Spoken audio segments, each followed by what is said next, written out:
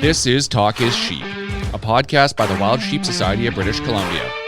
Come along as we take conversations that matter to you into the high alpine.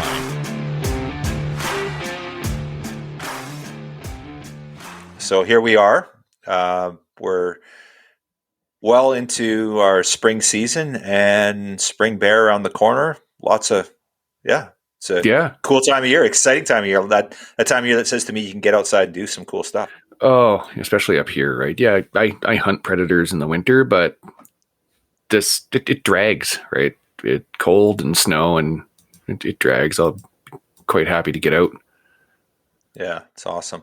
So this is a great podcast. We have Jen Shears on. Jen has she's lit the wild sheep hunting on fire. So 3 years ago she had not done much sheep hunting at all, and then literally knocked 3 sheep off in 2 years. So and her husband as well. He's been on a successful sheep hunt. They took their daughter, which we learn about on this podcast. And so Jen's, the thing that I take away from this is her enthusiasm. Like, she's just exciting and positive, and just a great chat with Jen today.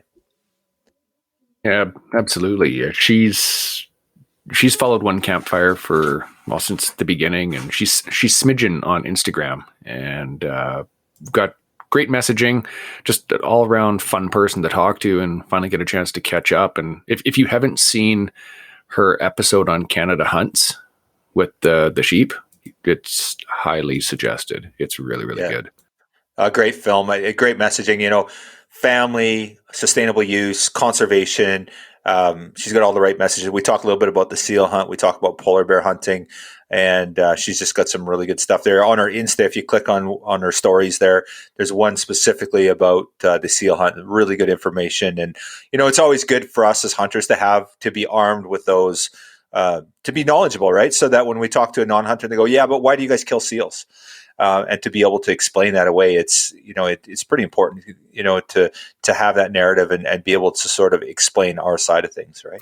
Oh, absolutely. I've seen her messaging dealing with the haters on Instagram around that stuff, and she's just eloquently spoken and talks about the sustainable use of it. And on this cast, she blows some of the myths that you hear about and you see for the fundraising out of the water, which I think is pretty cool. Yeah, it's very cool. So one thing I want to just share with our listeners is we currently have our wild sheep raffle, our spring wild sheep raffle. It's a 2023 Yukon Dull Sheep Hunt with Kusawa Lake Outfitters. Now, you're going to hear Jen talk on this podcast about her hunt with North Curl, and Mac Watson owns North Curl, and then he bought and took over Kusawa Lake Outfitters. So this hunt is going to be with Mac Watson at Kusawa Lake Outfitters. Great hunt.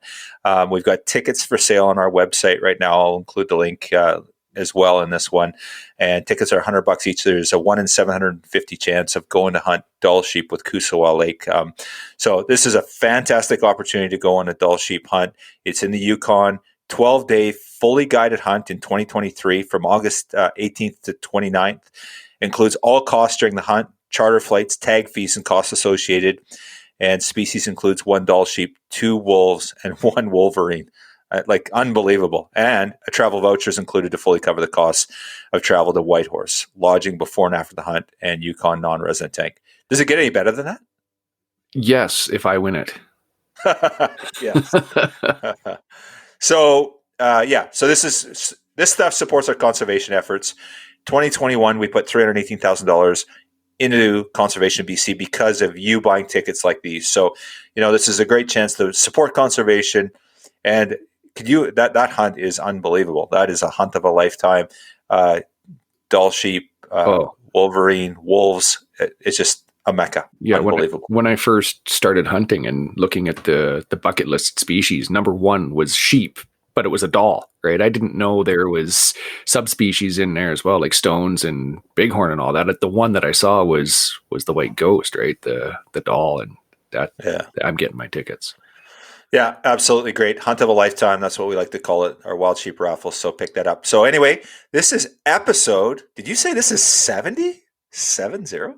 Yeah, 7-0. It's a good thing we didn't have Mr. Shockey on for this one. Wasn't it just yesterday we had 60 with Jim? Yeah. That's amazing. So this is a great episode with Jen Shears. Just really enjoy this listen. Talks about all the important stuff: family, hunting, and conservation. A great listen. Episode 70 with Jen Shears. Enjoy.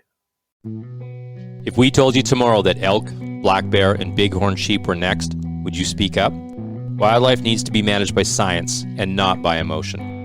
And you don't have to be a hunter to take part in this movement. You just have to want sound management of our wildlife in BC. Go to wildsheepsociety.com/act now to use your voice and demand that BC not use our wildlife as pawns in a game of social management. Act now. Or the things that you love could be next. Hey, Jen, welcome to the show. Well, thanks for having me. It's a real pleasure. So can we call you Smidgen? Are we calling you Jen? What do we call you today? Well, whatever you call me, I've been called a lot worse, so it doesn't matter. Great having you on. So much to talk about, and just love who you are, what you stand for. I love a family that sheep hunts together, stays together, right? Like such a cool story. And we talk about our sheep hunting family, meaning our fellow brothers, sisters, sheep hunters. But with you, it's actually truly your family. You got your husband out there, you got your daughter out there. So cool. So talk about that. That's just cool in itself. We could talk the whole podcast about that right there. Yeah. So back in 2020, that was when COVID was happening. And of course, for us to sheep hunt, we live in Newfoundland, so we don't have sheep. We need to travel outside the province. And Newfoundland was pretty locked down. We're an island, so the government really took control of people coming and going. So we had this hunt booked, and in order to do it, I guess we would have had to isolate when we came back home. And Aspen was 7 at the time, and we were like, if we could potentially be away for a month, because my sheep hunts don't often, or at that point, didn't go always really well and quickly. So I was like, we could be away for a month and then come home and have to isolate for a couple of weeks. That would kill her, because she was uneasy with everything as it was. So our options were to cancel or to take her, and we opted to take her. So off we went to the Yukon, and it was a backpack hunt. At that point, she would like walk around a 1 kilometer loop of a pond and like starfish and cry. She hated hiking and walking, so we knew it was like quite an undertaking, but we agreed that we would take it on and do it. And so there we were. The plane leaves, and you're just standing in the middle of the Yukon wilderness, and we set off. And just like in the show, we did an episode on Canada hunts of that hunt. 50 yards in, she had a total meltdown. And we were like, oh, crap, like, what are we in for? But she came around, and we ended up being up in the mountains for 2 weeks. And she was an absolute rock star. The guide and the camera person that was with us, like, they couldn't believe it. They were like, it's an undertaking for an adult, let alone a 7-year-old girl. Well, it was interesting. I watched that episode, and I think it was 6 hours and 4K in, and she was still going strong. Like and you guys plateaued out there on that ridge or that plateau, and she was smiles. Like it was, I'm sure it was an elation getting there. And I know there were some tribulations along the way, but yeah, I was just, I wouldn't have been smiling myself. No, well, I mean, I think she was asleep, to be honest. I think she was sleepwalking for the second half of that, but nonetheless, she was smiling. Yeah. And that like what ended up being like 5 or 6K took us about 9 hours, but most of it was bushwhacking. And thankfully, I mean, our heads were above the buckbrush, but she was face and eyes down into it. So it was like intense. Yeah. Probably one of the hardest days of our lives, I would say, but it made us stronger for the rest of the trip. Yeah, I can kind of empathize with that. I did my first fly-in this past September in the buckbrush, and my hunting partners will tell you the same thing. I'd laid down and screamed and did the starfish and tantrumed, and it's tough. It really messes with your mind when you see that plane take off and know that you're not seeing it for a minimum of 10 days or whatever. It's a tough thing to deal with, let alone as a kid. Yeah. And I mean, look, when we do those little hikes, she knows the car is only 500 yards away. So if she cries enough, then we'll carry her out. But when she saw that plane leaving, she was like, yeah, this is the real deal. So once she got that first upset moment over with, she was like, yeah, there's no way they can cave. Like it's just not possible. They can't call the plane back. So I got to suck it up and we'll do it. So it was pretty cool. That's cool, Jen. So I want to talk lots about that sheep hunt, but there's a little bit of stuff I'd like to dive into first with you. Kind of where did your, I guess, passion for the outdoors, like you're now, you were a seasoned sheep hunter before you even killed your first Dall sheep. You'd already been on, I think, 5 hunts, you said, but 5 sheep hunts, but and a true testament to the sheep hunting community and the people who we are, our hardships we go through. And that was a classic example of what you did there. But where did your passion for, I guess, outdoors, wildlife hunting, and then I guess eventually sheep hunting come from? Was it instilled like you've done with Aspen at 6 years old, or was it something different? How did that work for you? Some of my earliest memories are of being in my parents' cabin in the mountains of Newfoundland. So little hills for you guys, but here in Newfoundland are the mountains. Some of my earliest memories were in there on the deck of their cabin shooting a 22 at a rock out in the pond. I don't know if that was legal or illegal back then, but it's what we did, and it was, everything we did was outdoors and, going moose hunting and bear hunting and fishing and just being outside. And I also am Mi'kmaq, so the reverence for nature and living off the land and all that is deeply ingrained in my blood and in my spirit and my community. So I had it coming at me from all angles, really. My nan is 91 now, and she got her most recent moose last year. So I grew up with my mom hunting, my nan hunting, my aunts. So just surrounded by a bunch of strong women in the outdoors. And I really didn't know any other way. So I was really fortunate. And now with Aspen, I really wanted to kind of start the same way with her, because nowadays, with social media and the influence of others at a young age for people, you almost kind of got to get them before they have that influence, so that you've got that base built in them. So you're not trying to start when they've already been influenced by other people that are telling them that they shouldn't be doing it or whatever. So starting young was key for me, and I think it's even more so nowadays.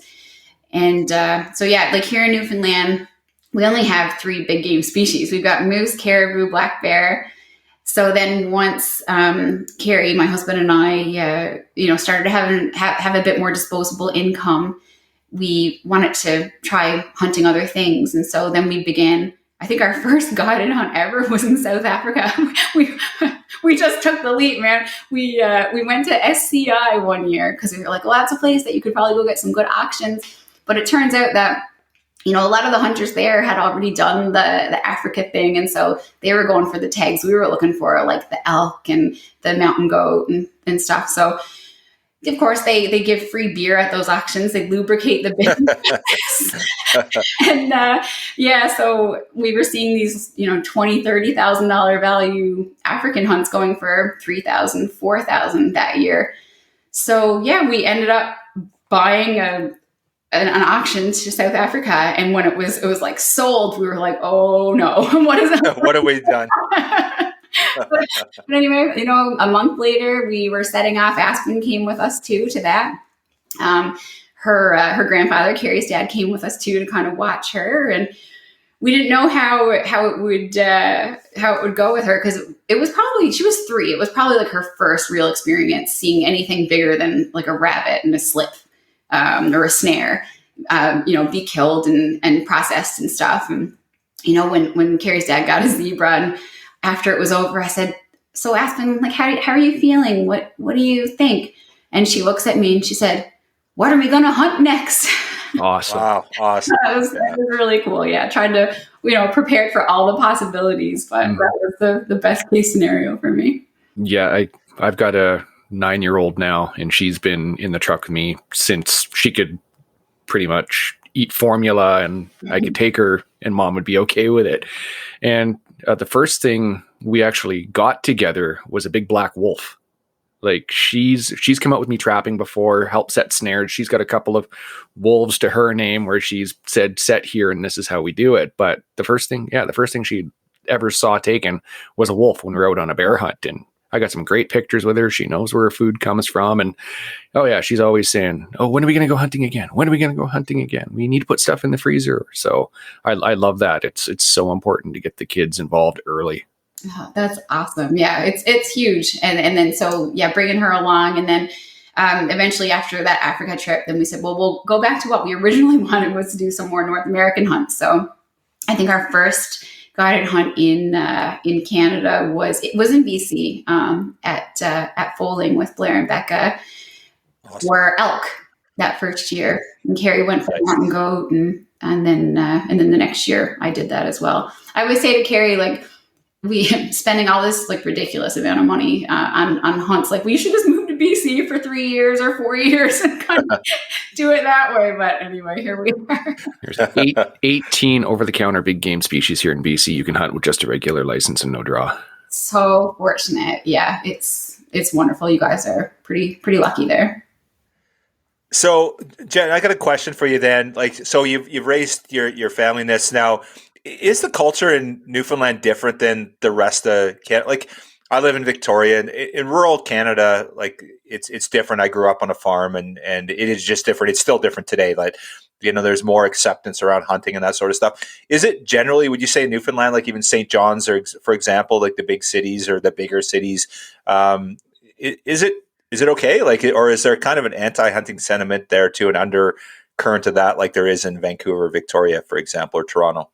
Yeah, no, in Newfoundland, I mean, there are certainly pockets of groups and people that are anti-hunting, but we're an island, and we are pretty, food security is a huge deal here. We need to be self-reliant, and moose were introduced about 110 years ago to have a food source for the people in Newfoundland in case everything goes off grid and stuff happens. We'll have our own real food source. So it's been integral in most people's lives, I would say. And St. John's is a bigger center. I mean, 250,000 people there, but the bulk of them are people from the outports and the rural areas that have moved in there for work or whatever. But in their upbringing and in their scope of life, they do know about the importance of hunting and of conservation.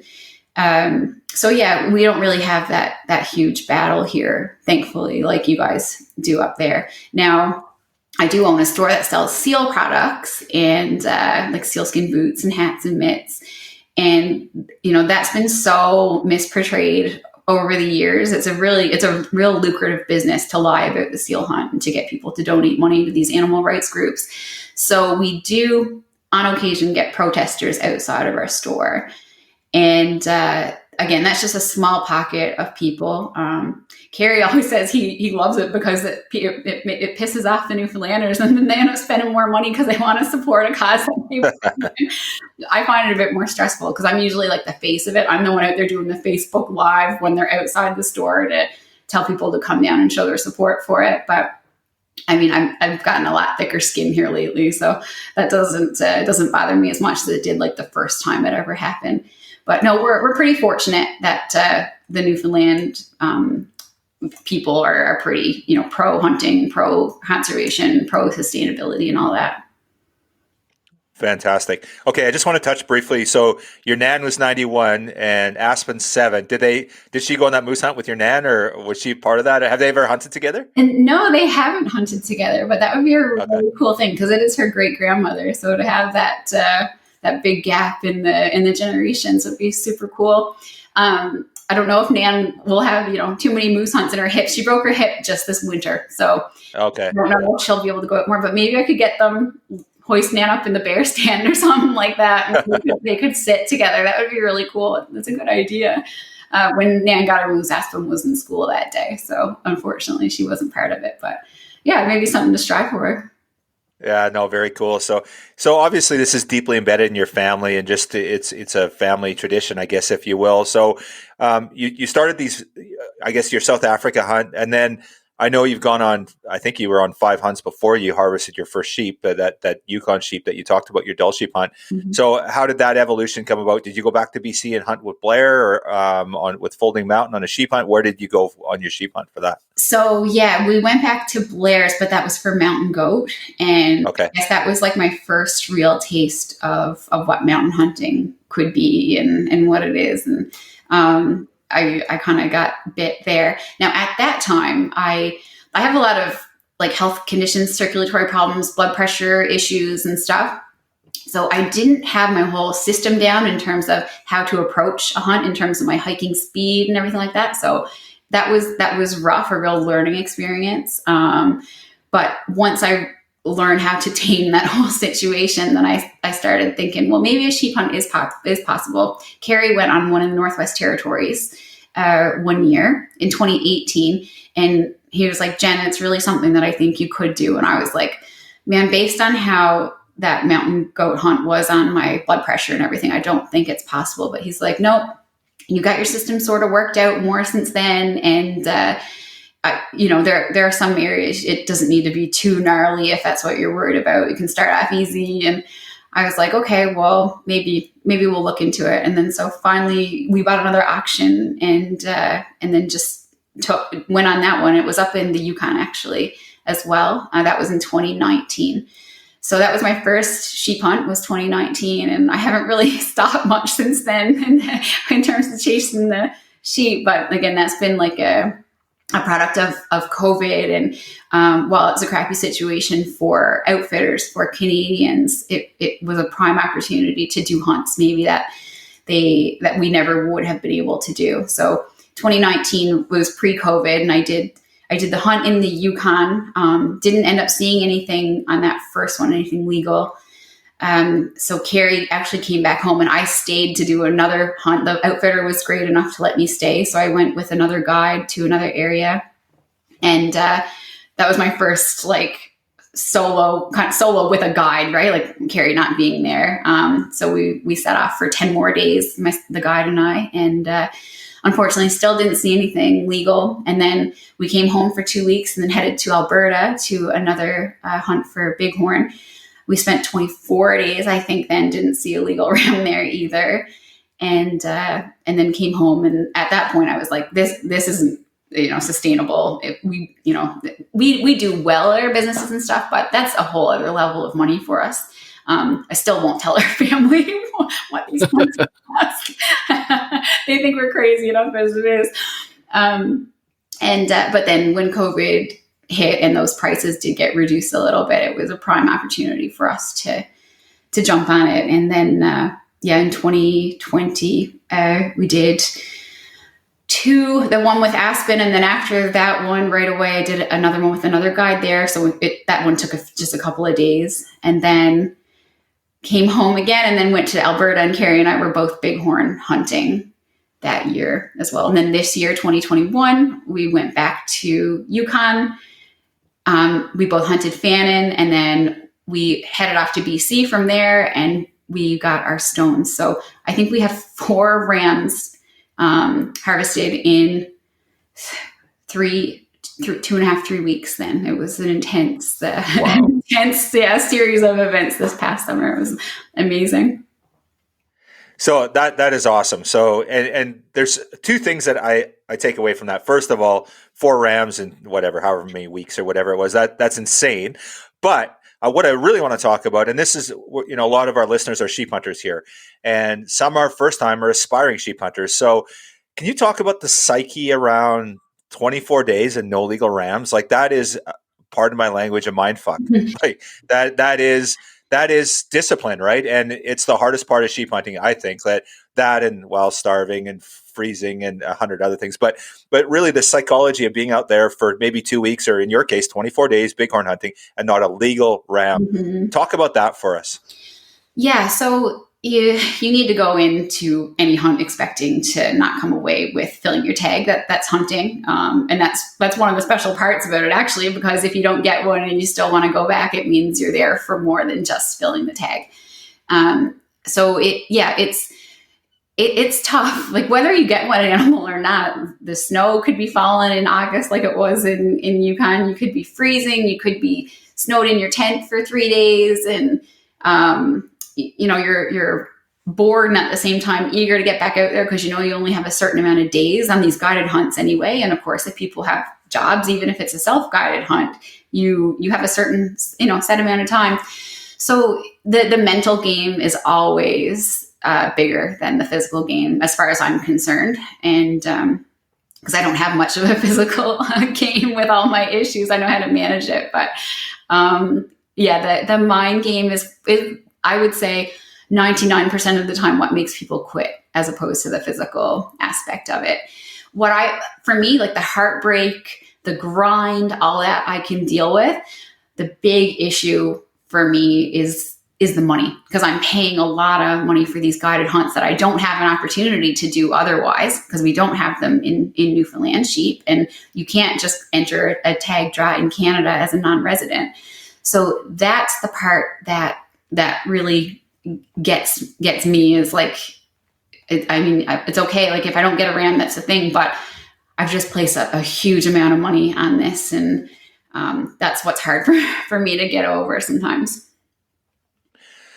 Yeah, it's interesting. Like you talk about that mental, it is mental, right? Because you talk about your own health, and I think you're not giving yourself enough credit, but if we take it at face value, it's not always, it's the mind space. And the testament to that is when a 7-year-old girl can go on a successful sheep hunt. And to me, that's phenomenal. You guys, to take Aspen in the mountains like you did, it goes to show you that really with the will and the discipline and the commitment, anyone can truly do it.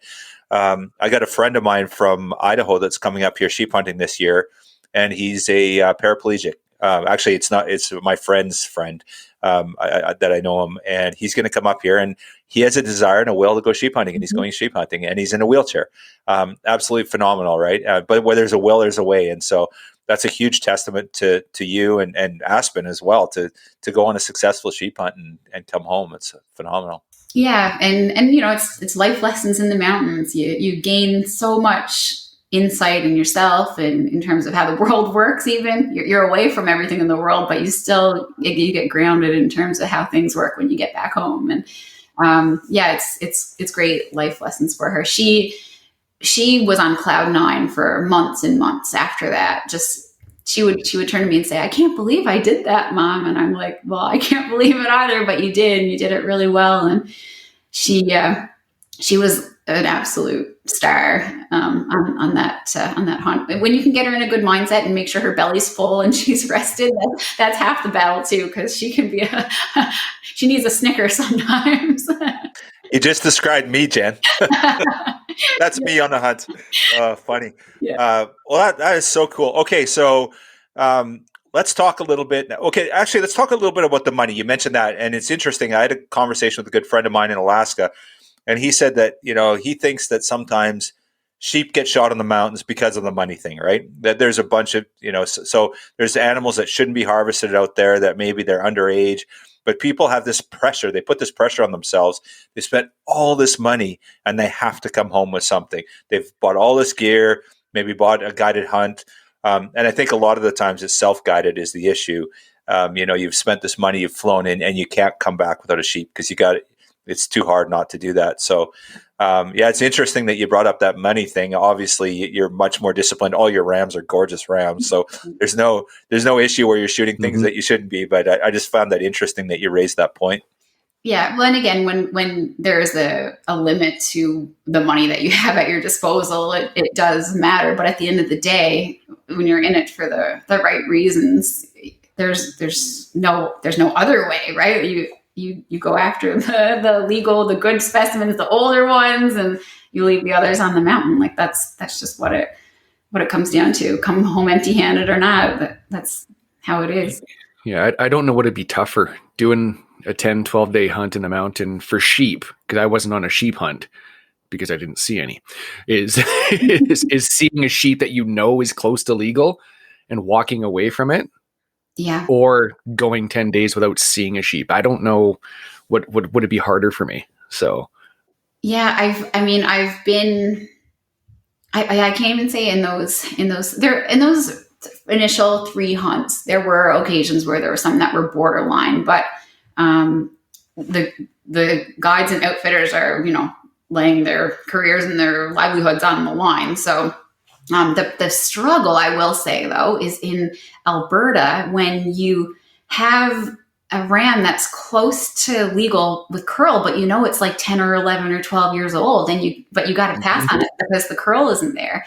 And my background's in environmental biology and conservation, and I'm thinking, I don't know about that whole conservation model that someone is going to take out a 5-year-old ram because it's near full curl, but they leave the 12-year-old on the mountain because they can't quite get it there. That's the tough thing. That's the tough part that I found. I can imagine. Yeah, we're 8 years by annuli or full curl. Yeah. Yeah, and still I'm nowhere near experienced enough to go 1, 2, 3, 4, 5, 6, 7, 8, or that is unless it's definitely past. Like my buddy, he's a Sheep Society member, went on his first sheep hunt last August, and literally hikes in off the highway, and he shot a 12-year-old, not broomed, like complete over the brow. It was huge. Kyle's seen pictures of it, and I've actually shared them to the Instagram for the Sheep Society, and that's the only way I would shoot a sheep on my own, is when it is quite obviously past the curl requirement.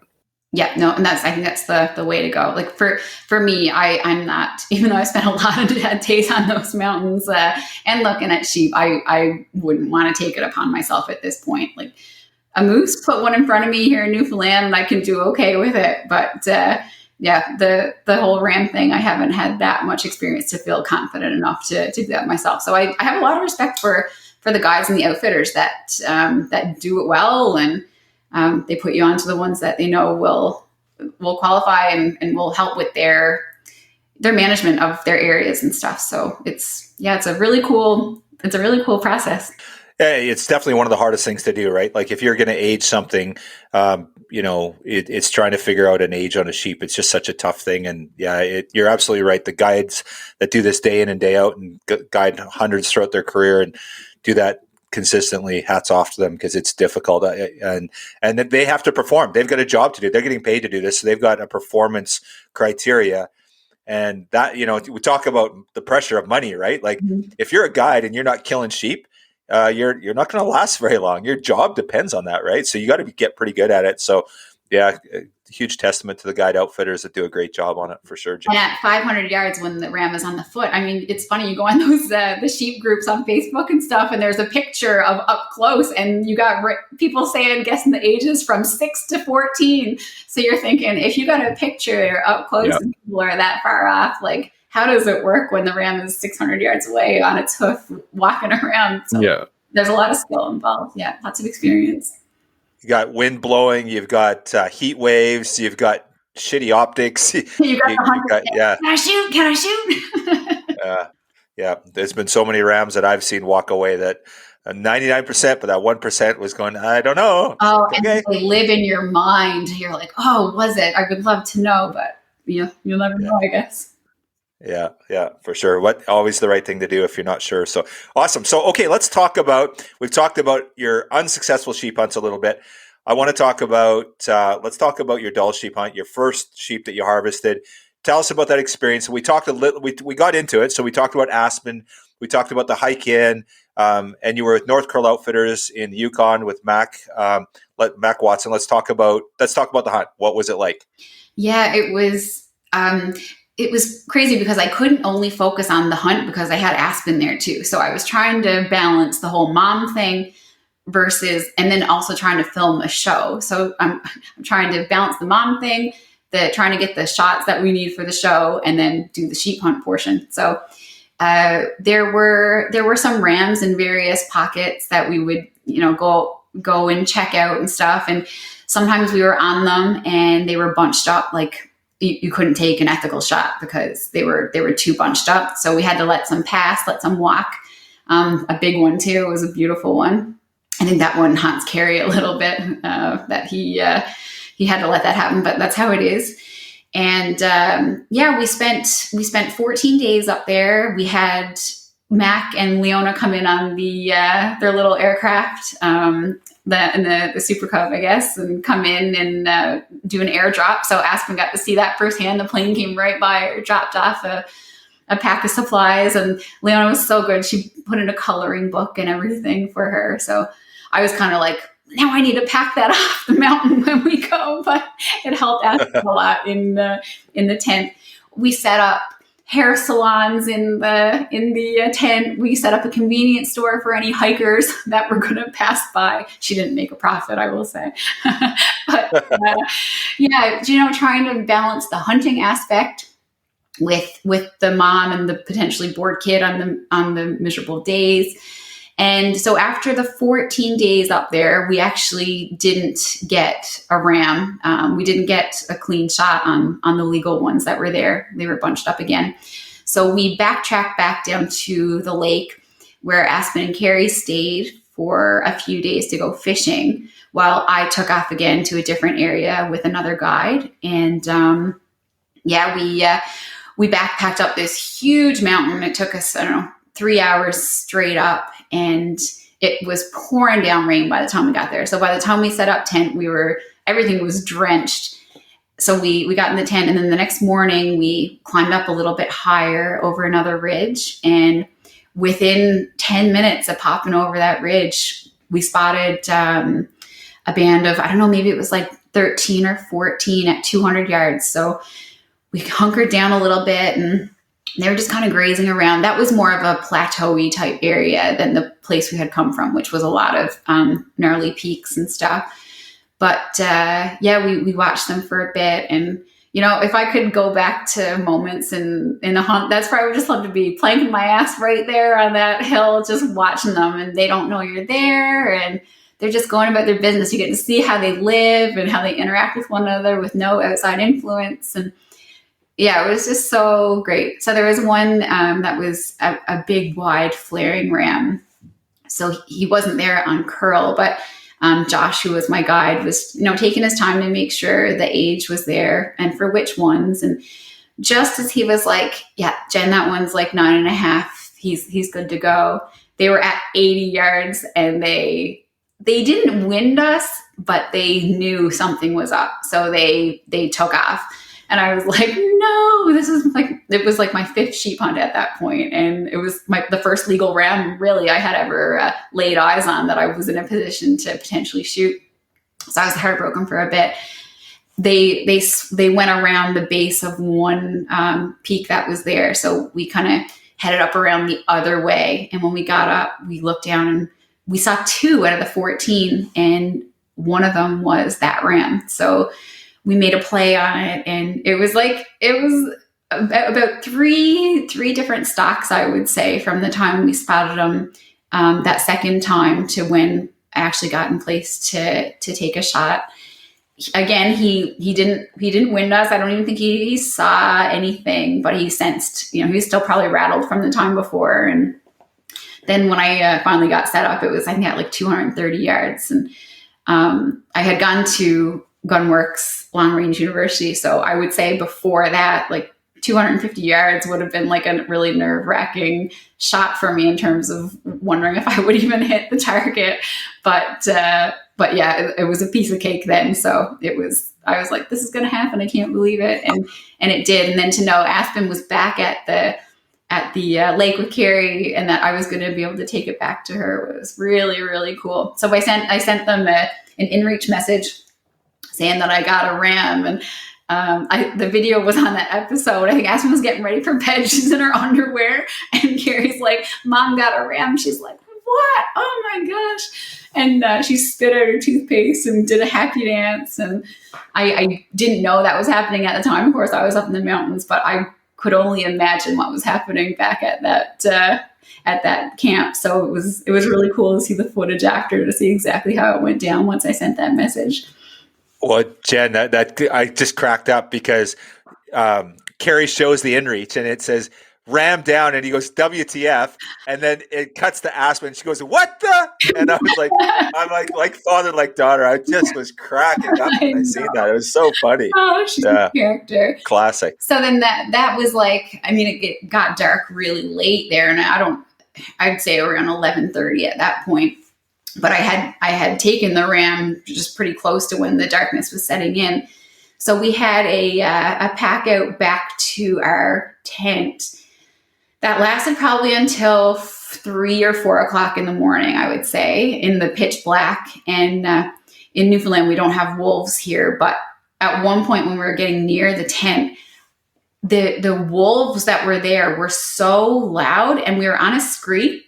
And the way it was like the sound was bouncing off the rocks in the scree, it felt like they were underneath my feet. And it was such an eerie feeling. I had meat on my back, and there were wolves all around, and they were so loud, like everything was vibrating. And that was one of the moments that I remember vividly from that pack out, that portion of the pack out anyway. So we got back to the tent, and I was like, Josh, like, is it okay if we stay in this tent? We've got meat and everything here. And he's like, yeah, it should be okay. I mean, it was only daylight in 2 hours anyway, so it was okay. And then the next day we made our way out. It was so slippery, and the rocks were all full of lichen, and it was treacherous, and we got in a little bit of a pickle, but it all, adds to the experience and how I remember it. And it was pretty sweet, I gotta say.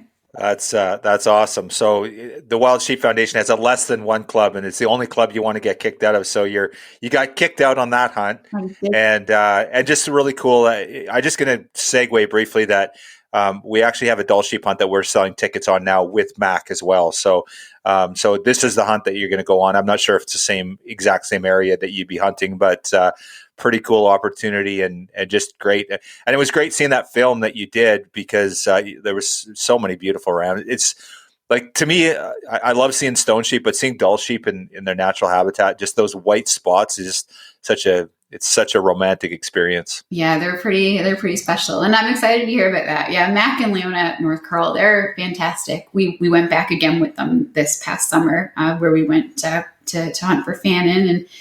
And their little girl, Ellie, Aspen met her the first year she was up there, and Ellie was still a baby, but Aspen really took to her. And now Ellie's a little bit older. She's, I think, 2 or 3 now. They have another little boy, and yeah, I highly recommend them. Real, great family operation, and they know their area as well, and they get a really great crew. So that's awesome that what you're doing is for a hunt with them. Cool. Yeah, it's cool, and yeah. Great conservation story, supporting our conservation efforts here in BC. So, okay, cool. So you wrap that hunt up, and then is it Bighorn that same year? Like, did you shoot your ram that same year? Yes.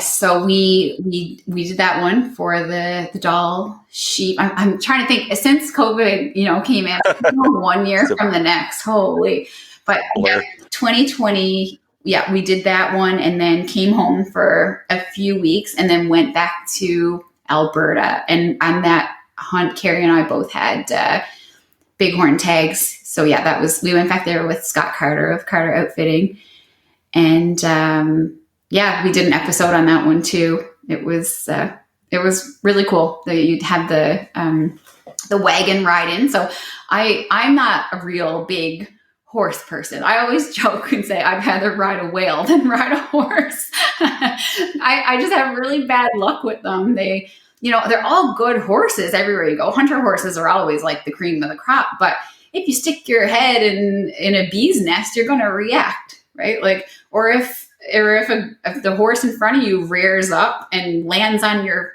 head, you're going to react. So those things always happen to me. So to be on the wagon on the horse was a real treat instead of actually riding horseback. And then we got in there and got set up with a really great crew. Jimmy and Dawson were our guides there. And Scott had an accident. He got thrown off a horse actually right before, and he ended up in hospital with like a punctured lung and spleen and broken ribs and everything. So he wasn't right in there at that beginning of the hunt, but we were well taken care of. And we sat on a mountain for, I think it was like 6 or 7 days, watching a band of rams. Just couldn't make a play on them. They were in a tough spot, really timbered up. So it was just a waiting game at that point. And the conversation was always like, do we back out of it and maybe look elsewhere? Because we're spending a lot of time here. And I'm like, Man, I've been 60 days on mountains back-to-back hunts and not seen a legal ram. So to see like at least 5-6 legal rams in here and to back out of it, no, that's not going to fly with me. So I will plank my ass here as long as I need to. As long as Scott will have us here, I'll sit here and wait. And then, yeah, eventually they did move and we were able to descend down into the creek and then make our way back up the other side. And we ended up getting our rams on 2 separate stalks on the same day. It was, I still can't process it really, how it all went down, but it was pretty cool. Didn't Kerry both times have first shooting and somehow you got a ram and he didn't? just saying. But he kind of blew his stock or whatever. He got winded or whatever. So yeah, fair enough. That was the time when they did kind of clump together once they got up on the top. But yeah, that's true. I think he was going to shoot first both times, but I guess I weaseled my way in there. That's awesome. So talk about that. So there's the 2 experiences, right? Your Dall sheep hunt and they were quite different, right? You were on horseback, and it was quite a bit different. Was there one you preferred over the other? I know your first ram always has something special about it, I think, but what was the experience compared to the 2? Like between those 2, like they were so night and day because the first one, Aspen was there for the most of it.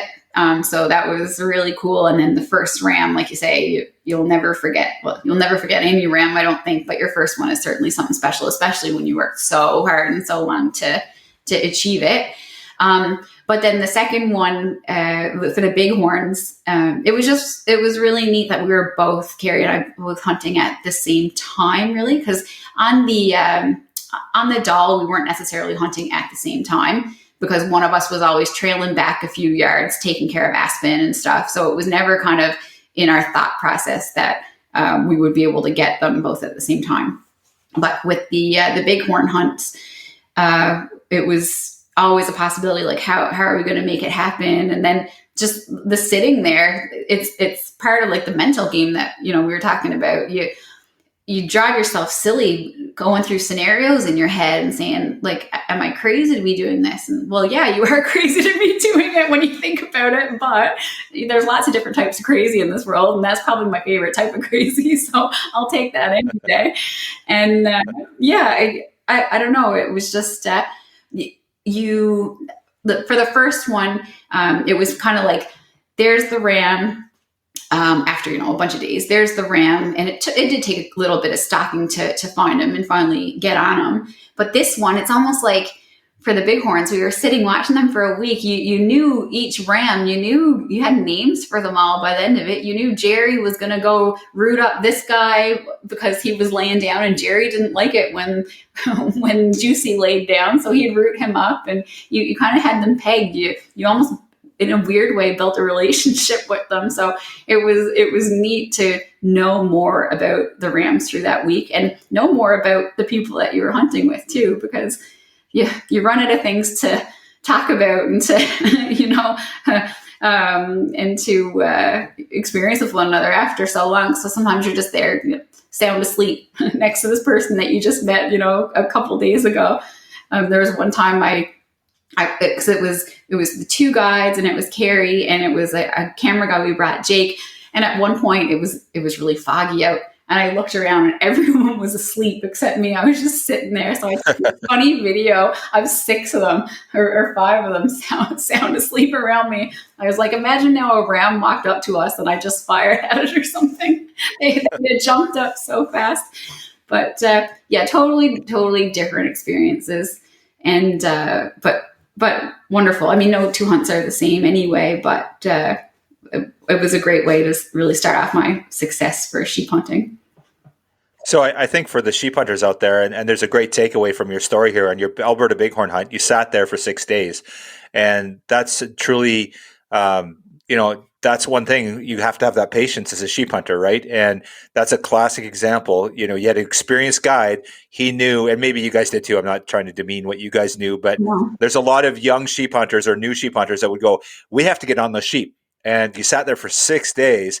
And that's a dilemma, right? As a sheep hunter, you're like, well, if they're sitting, but you can Like you have to be patient and you have to wait it out. There's times where they're gonna go because of something, but if there's nothing pressing them there and there's feed and there, you have to wait, and you have to wait for the opportunity, and you have to have that patience. So that, I think that's a great takeaway for anyone that's maybe a new sheep hunter or considering sheep hunters. Patience is a virtue when it comes to sheep hunting, I think. It's huge. Yeah. So I know so many people would have busted up over the side of that mountain. But it's kind of like, it's a game of chess, right? You need to plan your next move. And let's say you did get up there successfully without them winding you or seeing you. There's no shooting lane longer than 50 yards. So what's the sense in that? Like if you, and so many eyes and so many noses and ears, it's just not worth it. I mean, even if you were bow hunting and needed to get into that closer range, when you're over there, you're blind. You're into it. You're in the minefield, and you don't know who's around you and how they've moved around. So, yeah, you need to wait. You need to wait until they get into a better position, and then make your move then. And if you bust it, at least you can look back and say, well, if I had gone earlier, I probably would have done the same thing. Or even if I didn't bust them, I'd get in there and I wouldn't even know where they were. So patience is key. You're so right. Awesome. Cool. So successful bighorn. So did you get a stone as well? Tell me about that. So this last summer in 2021, we went back with Mac and Leona to go fannin hunting. And so Kerry and I both got our fannins with them. And then we went to BC and with Craig Kisselback at Terminus, and ended up going stone sheep hunting there. So got one there and had an awesome time. That one was horseback. So I was back on the horses again, but it was good. I had no incidents this time, thankfully. And the scenery there, the people, the setup he has is just incredible. And there were two rams when we got to one place. We were sitting on the mountain. It was pretty cold. And then there was one at I think he started at like 950 yards. So he was getting ever closer, kind of grazing just along the hillside, coming a bit closer to us.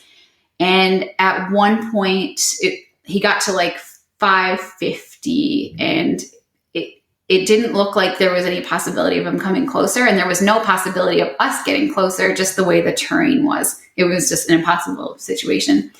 So at that point, I had to decide, like, we'd been watching him all day. Do I go for it? And when sometimes people are like, well, 550, and even me, I'm like, the closer I even though I can shoot a long distance, I always prefer to be closer the better. It's never my intention to take an animal at long range. For some people it is, but for me it isn't. I just like to minimize the room for error and make sure the target in your reticle is as big as it can be.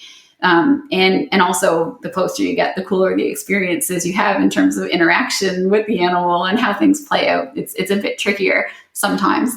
So, anyway, it ended up being at like 535. And so there were two guides there and Kerry, and they were kind of like, well, what do we do? And I'm like, well, let me just get set up and I'll see, like, if I feel comfortable in the setup position that I have, then, and if my ballistics are on, like nothing got knocked, which you don't know until you actually fire, which is the tough part about it. But I'm like, if I can, get a good setup and I'm on them, then yeah, I can certainly, I'd be happy to try it. So I got on him and I wasn't moving a millimeter. So I'm like, yeah, if my ballistics are on, then dead ram right here. So they're like, okay, well, we'll do it. And I'm like, yeah, he's beautiful. He was a gorgeous ram. So I set up and got him down, and it was pretty cool. It was like, we all celebrated on the mountain, but then it was like, well, we gotta get to him, and we gotta, get him back. So then your mind switches to, okay, he's down, you're excited, but you really gotta, it was really steep and gnarly terrain. So the focus was get there and try to get back to the horses. So that was probably like 4 or 5 hours later by the time we got back, and my knees were shaking because the terrain was so steep. Even like trying to process the animal, one person had to hold him up because he was falling over. I think from the time we started like taking pictures to the time we had him cleaned, he had slid, I think 35, 40 yards down the mountain, because we looked and we were like, wow, we started all the way up there. It was just super steep. And then I try to carry, or I do carry as much as I can. So I had the ram, the cape and the head and the horns on my back. And it was really treacherous and crazy and scary. And sometimes I'm thinking, oh, if Aspen knew what we were doing right now. I don't think about my mom scolding me. I think about Aspen scolding me. But it was, when we finally got back to the horses, it was quite a relief and a lot of fun. But the stone sheep is such a magnificent animal. You know, the grays and the beautiful horns that they have, and even the terrain they live in. They're pretty special creatures. Wild sheep are so cool. They're amazing. Yeah, absolutely. And so you hunted with Craig. That's such a beautiful area. Did you fly into his main lodge there? We did. It was like, that's ridiculous. What is this thing? It's almost like it's like a mirage or something. It can't be real. No, I had the opportunity to do a wolf hunt there a year or two ago in the wintertime, and you feel like you're a king, right? Like it's so opulent and so beautiful, and it's in the middle of nowhere. It doesn't make sense. Your mind can't. You're right. You're flying over, and it appears all of a sudden, and you're like, "What even is this?" And it's what a spot he has. And then you go on from there. So you're not based there, but it's great to know when you're freezing out on the mountain that eventually you're going to get back to there. And they've got a really great operation. Well, it's phenomenal. You look out your window and there's mountain goats right there. Like literally you're looking out the window at mountain goats. It's phenomenal. It's so true. So that's where you went wolf hunting. I remember that. It was like last year, wasn't it? It was last winter, and just phenomenal. Yeah. Craig's such a great guy, and Terminus is a great outfit. It's really cool that you hunted stone sheep there. It's such an iconic area, that's tied to, like a lot of Jack O'Connor stories is right in that area, right? It's just such a cool part of the world, and right on the river. Beautiful. So cool. So, all right. So we talk about FNAWS, 4 North American wild sheep. You got the 3. Where are you going for your desert bighorn? Oh my gosh. I don't know. It depends on which one I win. That'll be my first sheep. Both. I would, that's obviously the dream, but at this point, it's not something that we can undertake right now, or maybe the foreseeable future, unless something crazy and wild. I mean, crazier things have happened, I will say that, but maybe it's a more long-term goal. I've had people contact me, kind of planting the seed, like, so Jen, you have this one left, and, maybe we can get you down here. And I'm like, well, there's still like a cost associated with it, of course. So I need to calculate what we've done already and kind of plan out when I can, take the leap. And again, I can't, my family cannot process the amount of money that's involved with these things. So I think my best bet is to buy tickets. Cool. So that aside though, Kerry's obviously a sheep hunter. He's really passionate, and he was in line on both these hunts and he was successful with his bighorn, obviously. But then Aspen too, right? So who's next? Who kills the next sheep in the family? Right. That's the thing. So it's like Kerry always says, even though he didn't teach me how to hunt, he said, never teach your wife or bring your wife golfing or hunting, because it'll cost twice as much and she'll get better than you at both of it. But then the daughter comes in. So I don't know. Yeah, like I have a hunt, paid for Alaska. So maybe there's an opportunity for Aspen to kind of piggyback on that. And that's if she's interested, right? Like I haven't had her out shooting in the last year or so. She does enjoy it when she's at it, or she did, but we just haven't. The range is like, I'm always jealous of the folks like in the States that can just kind of set up the range anywhere they want. You're in Newfoundland anyway, you can't do that. So the nearest range is like an hour's drive away. So she hasn't been at that as much as I would like. But now in the next few months, once the snow goes, now I think we'll get back at it again. And if she is interested in it, she might very well be the next person to get a ram in our family. So what does 22 hold? So you've had an epic 19 and 20 and 21, and now where do you go from here? What's anything on the agenda, or is it just see how it goes? Yeah, like we'll see how it goes. We've made a lot of great friends in the hunting world. So even, just to pop back to any of those places to either hunt ourselves or maybe share it on the stories that are coming in from hunters coming back to the lodge. Like sometimes for me, just hearing other people's stories was enough for me. Although I love being out at it, like I don't need to be the one pulling the trigger. I'll put in for my moose and my black bear again this year here in Newfoundland. And other than that, though, like nothing really booked. It's kind of a weird feeling because it's the first year since 2017 that we don't have something actually booked for the year. I'm in school right now, also finishing up my environmental biology degree. So I'm kind of got to finish that off. And then I've got a bunch of businesses and I'm on town council now. So that's a big priority of mine.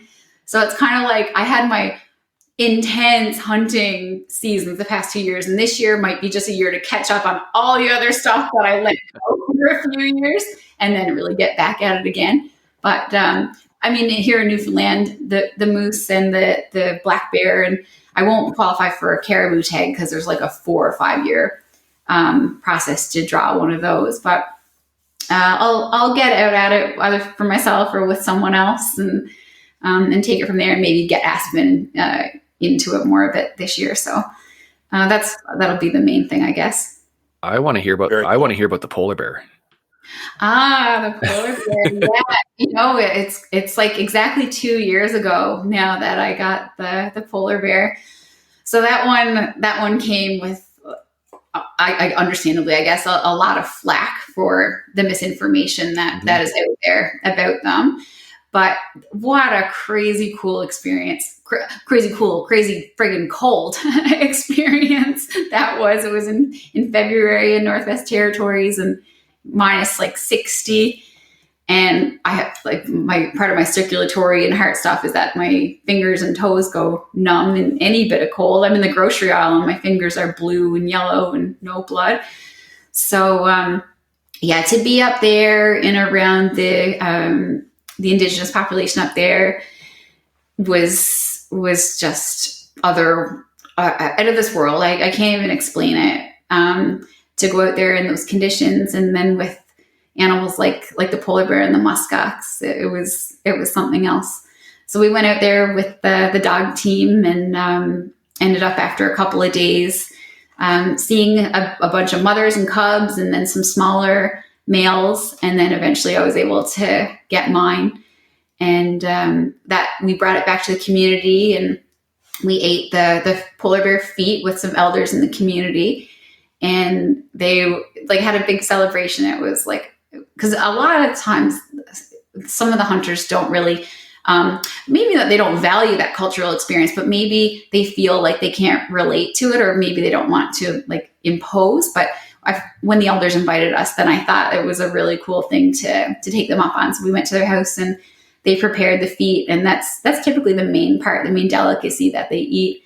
And the whole cultural, environmental experience was one of the craziest experiences of my life. Sorry, Steve, I didn't mean to interrupt. We were talking about how she likes to close the distance on all of her animals. How far away? The polar bear was like 150 yards, I think. Yeah, that's about what I took my grizzly at. It's something different than a black bear. It's just it is, yeah. And then when you get up to it, it's huge, and you can't even process it. So I will just say that for the polar bear hunt, I mean, out in the world, it's kind of, people say that polar bears are, on the verge of extinction and they're endangered and stuff. But in Canada, especially, and in many areas, and actually worldwide, polar bear numbers are increasing. Certain areas they are decreasing, but it's kind of like with like cougar, mountain lion. There are certain areas where there aren't many, but there are others where they're actually so abundant you can take 2 in a year. So the kind of same thing goes with polar bear, and many studies have been done, and the consensus among the scientific community is that the polar bear hunt in Canada is non-detrimental to the species.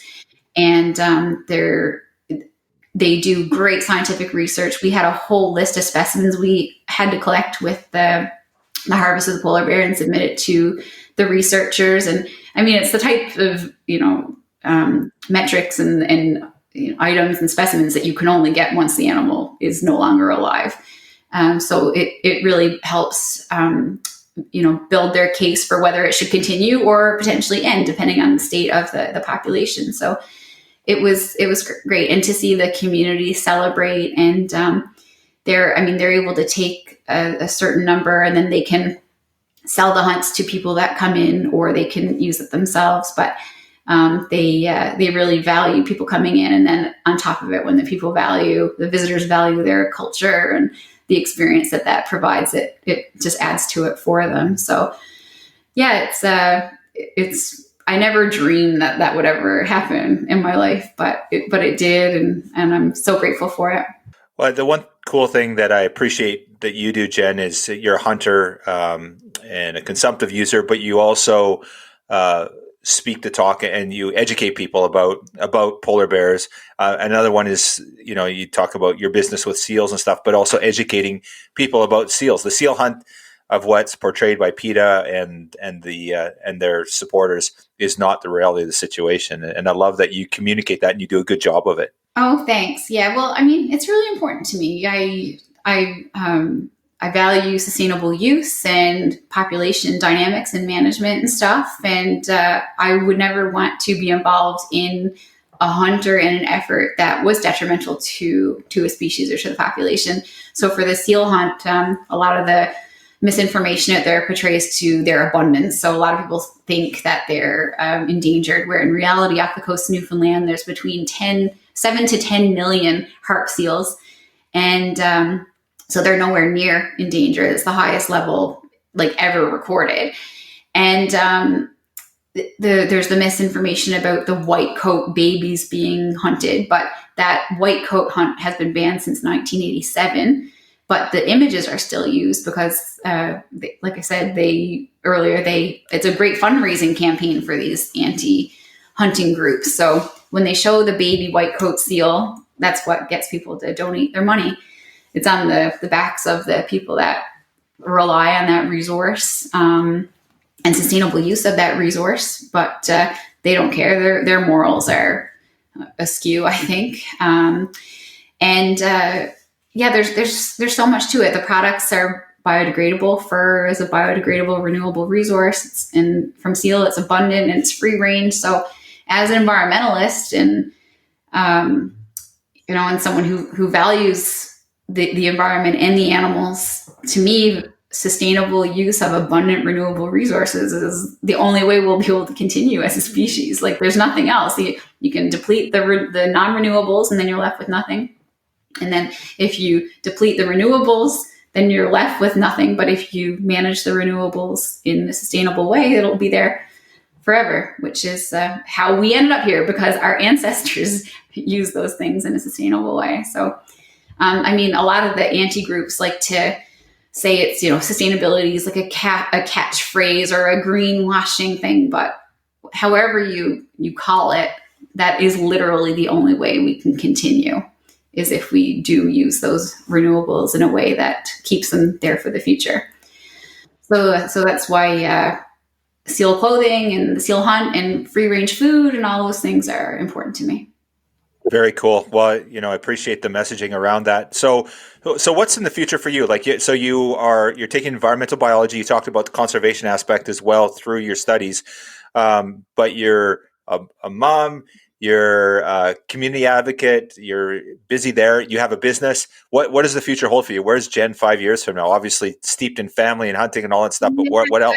Oh, just all that good stuff. I don't, I'm finishing my degree, but not in hopes of getting a job or anything anywhere. We've got a lot on the go with our businesses and our accommodations and stuff that we operate.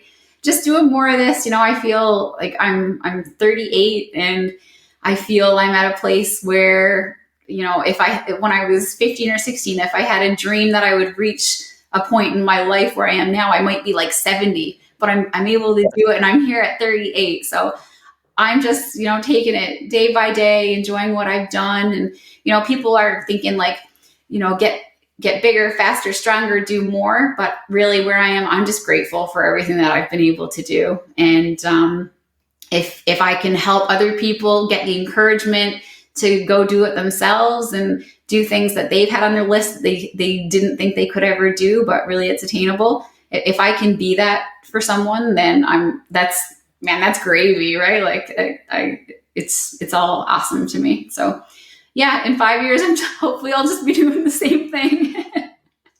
That's awesome. What a great message, Jen. Thank you so much. Thank you for all you do and just the great work you're doing, the message you're sharing and doing all the right stuff. And it's just, you're an inspiration for someone like me and just really enjoy listening to your messaging. And thank you. Well, thank you. You're too kind. But it was a real pleasure. Thanks for having me on.